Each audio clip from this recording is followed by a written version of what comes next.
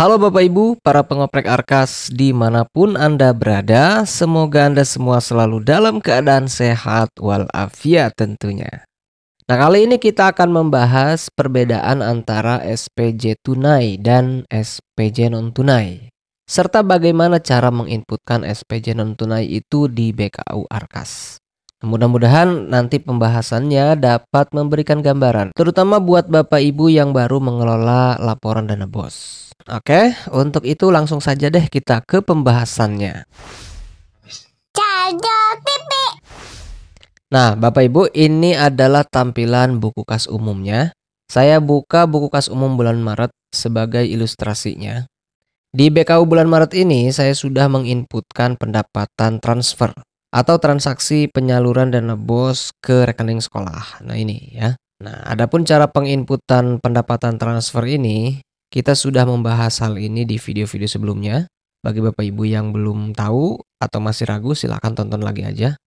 Nah, di sini di bulan Maret, umpamanya sekolah ini mendapatkan penyaluran dana BOS tahap 1 sebesar 45.360.000. Nah, selanjutnya di bulan ini juga kepala sekolah dan bendahara melakukan penarikan dana BOS-nya dari bank. Nah, yang mana selanjutnya uang yang ditarik tersebut digunakan untuk melakukan pelunasan atau pembayaran transaksi-transaksi belanja, baik transaksi belanja yang sudah dilakukan di bulan Januari, Februari, ataupun di bulan Maret ini, begitu. Tetapi ternyata pihak sekolah tidak hanya melakukan belanja itu secara tunai. Ada beberapa belanja dilakukan juga secara transfer. Nah, makanya di dalam Arkas ini sudah dilengkapi dengan dua tombol SPJ. Yang pertama ini adalah SPJ tunai dengan tulisan SPJ saja ya. Dan yang kedua adalah SPJ non tunai. Nah, adapun perbedaan mendasarnya adalah tombol yang pertama yang tulisannya SPJ saja itu berfungsi untuk menginputkan transaksi-transaksi belanja yang pembayarannya itu dilakukan secara tunai atau secara cash. Jadi pembayarannya menggunakan uang yang ada di bendahara yang berasal dari penarikan tunai dari bank. Nah, sedangkan tombol yang kedua yang tulisannya SPJ non tunai itu berfungsi untuk menginputkan transaksi belanja atau uraian SPJ yang pembayarannya itu dilakukan secara transfer atau non tunai. Nah, perbedaan mendasar yang berikutnya atau yang kedua adalah tombol SPJ yang ini, yang tulisannya SPJ ini, dapat berfungsi untuk menginputkan uraian SPJ atau uraian transaksi belanja dengan syarat di saldo tunai kita terdapat nilainya. Atau dengan kata lain, di saldo tunai ini yang di bawah nih, itu tidak nol. Jadi, kalau ininya nol, saldo tunainya, maka kita tidak akan bisa menginputkan SPJ yang ini, yang tunai ya. Nah, begitupun sebaliknya. Untuk tombol SPJ non tunai baru akan berfungsi apabila di saldo bank kita atau yang di bawah ini nih, yang pertama, itu ada nilainya, artinya tidak nol. Karena pada dasarnya tadi kalau SPJ ini, yang tombol yang pertama ini, dia itu pembayarannya mengambil dananya dari kas tunai. Sementara SPJ non tunai, pembayarannya itu akan mengambil dari bank. Nah, seperti itu aja ya perbedaannya. Perbedaan berikutnya adalah kalau SPJ itu bukti belanjanya, uang belanjanya itu bisa kita lihat dari nota atau faktur atau kwitansi pembayaran atau pelunasan. Jadi bukti fisiknya itu.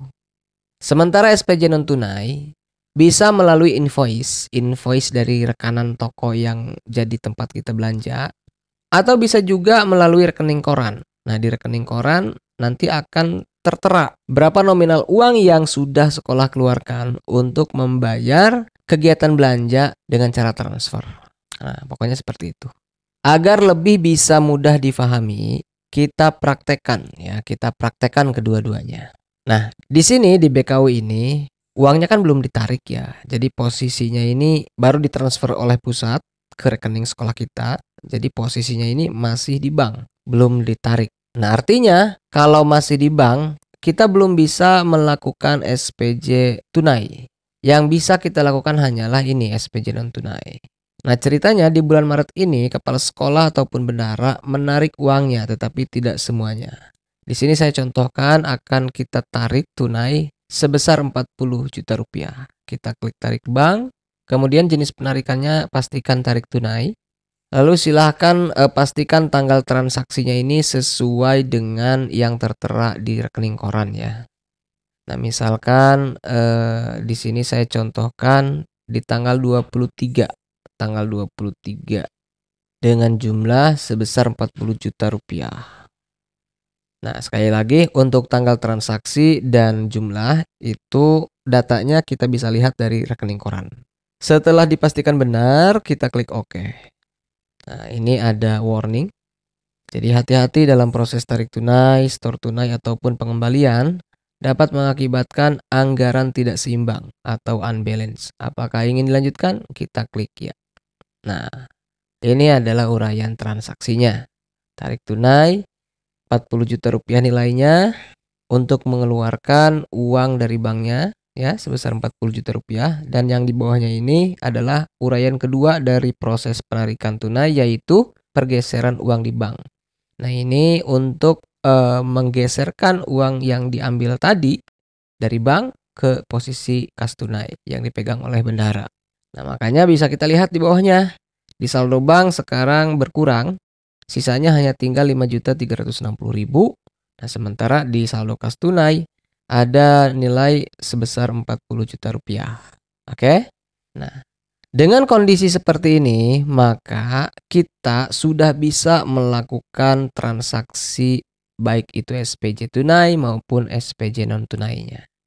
Oke, kita akan contohkan SPJ tunai dulu ya. Misalkan kita akan input transaksi belanja atau pembayaran transport pengambilan dana BOS untuk bendahara dan kepala sekolah ya.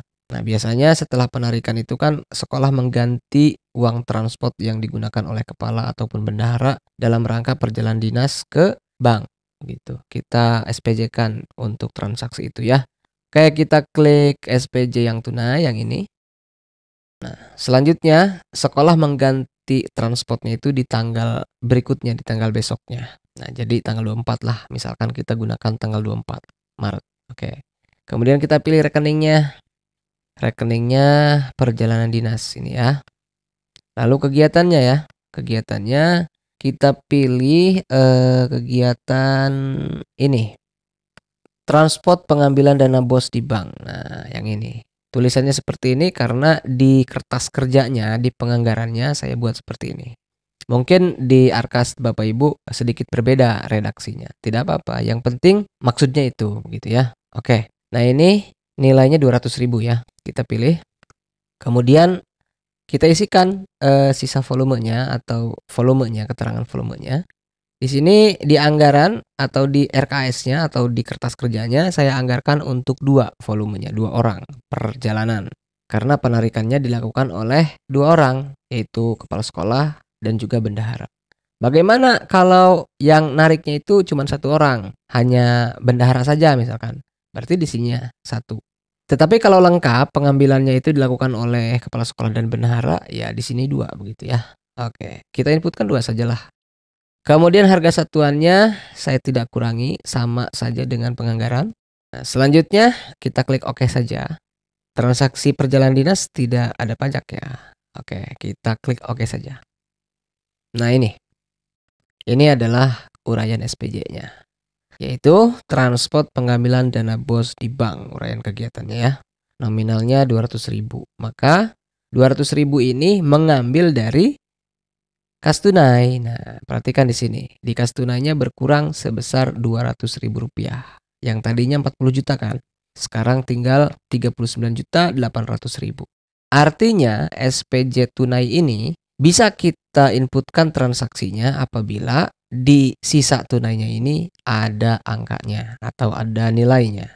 Oke, itu cara menginputkan SPJ tunai ya. Lalu bagaimana kalau SPJ non tunai? Nah, kita ilustrasikan juga. Nah, misalkan di sini sekolah membayarkan honor gurunya itu tidak dikasih uangnya langsung secara tunai, tetapi sekolah melakukan pembayarannya dengan cara transfer. Bagaimana cara menginputkan SPJ di BKU-nya? Karena proses pembayarannya itu dilakukan secara transfer, maka untuk menginputkan uraian SPJ-nya kita gunakan tombol SPJ non tunai yang ini ya. Silakan Bapak Ibu lihat data tanggal dan nominalnya itu sesuai dengan yang tertera di rekening koran. Kita klik di sini di SPJ non tunai. Nah, misalkan tanggalnya tanggal 24. Sama berarti dengan transaksi tadi ya. Nah, selanjutnya rekeningnya. Kita pilih rekeningnya adalah belanja jasa tenaga pendidikan atau honorarium guru. Oke. Kemudian kegiatannya kita pilih misalkan pembayaran gaji atau honor guru atas nama Ibu Mastiro untuk bulan Januari dulu ya. Perhatikan di sini kita akan mengklik yang pertama adalah untuk pembayaran bulan Januari dulu. Nah, yang ini ya. Kemudian sisa volumenya 1. Nah, biasanya kalau pembayaran secara transfer itu dilakukan sekaligus begitu kan. Nah, misalnya begini. Honor Ibu Mastiro dari Januari sampai Maret ditransferkan 1 kali, gitu kan. Nah, bagaimana cara meng-SPJ-kannya? Jadi, pertama-tama kita pilih yang Januari dulu ya, seperti tadi. Oke, kita yang pilih yang Januari dulu. Kita pilih yang Januari dulu. Kemudian isikan volumenya 1. Harga maksimalnya sama misalkan, kemudian tidak ada pajak, lalu kita klik OK. Nah, ini adalah transaksi honorarium Ibu Mastiro yang bulan Januari. Nah, karena proses pentransferan honornya tersebut dilakukan secara rapel ya melalui transfer itu, misalkan honor Ibu Mastiro ini dibayarkan atau ditransferkan sekaligus dengan nominal untuk 3 bulan gitu kan. Nah, maka menginputkan SPJ-nya boleh begini. Setelah kita menginputkan pembayaran honor Ibu Mastiro untuk bulan Januari, kita boleh melanjutkannya dengan yang Februarinya. Nah, kita klik lagi. Kemudian kita pilih lagi rekening yang sama, yaitu belanja jasa tenaga pendidikan. Kemudian kegiatannya kita pilih dulu yang ini, yang Ibu Mastiro, masih Ibu Mastiro, tetapi yang Februarinya dulu. Oke. Lalu kita lengkapi volumenya 1 untuk bulan Februari. Harganya biarkan seperti ini misalkan. Kemudian kita klik OK. Nah, ini untuk Februarinya. Nah, sebelum ke guru-guru yang lain, maka lanjutkan dengan Ibu Mastiro untuk bulan Maretnya. Nah, seperti ini. Nah, jadi di sini kita urutkan dulu untuk 1 orang guru. Nah, setelah itu baru kita bisa lanjutkan ke guru yang lain. Misalkan kita lanjutkan ke guru yang kedua. Pilih rekeningnya, kemudian uraian kegiatannya. Nah, di sini kita lanjutkan ke guru atas nama Ibu Wiwin. Nah, klik yang Januari dulu. Oke. Nah, setelah kita inputkan transaksi SPJ non tunainya, kita bisa lihat di keterangan sisa bank di sini di bawah nih, itu sudah berkurang. Sejumlah ini transaksi belanjanya, pembayaran guru atas nama Ibu Mastiro sebanyak 3 bulan dan Ibu Wiwin sebanyak 3 bulan. Jadi kesimpulannya adalah untuk menginputkan transaksi SPJ tunai, syaratnya di saldo tunai itu harus ada nilainya, harus ada uangnya, harus ada angkanya, jangan 0. Nah, sedangkan syarat untuk menginputkan SPJ non tunai adalah sebaliknya. Boleh di kas tunai kosong, tetapi di banknya ini jangan kosong. Harus ada uangnya, harus ada dananya, harus ada nilainya. Seperti itu. Nah, itulah Bapak Ibu perbedaan dari SPJ ya atau SPJ tunai istilahnya dengan SPJ non tunai di BKU Arkas. Nah, sekali lagi mudah-mudahan pembahasannya dapat sedikit memberikan gambaran, terutama untuk Bapak Ibu yang baru mengelola dana BOS atau baru mengoperasikan Arkas. Terima kasih telah menyimak videonya sampai selesai. Kita akan lanjutkan obrolan tentang Arkas ini di video berikutnya. Dadah.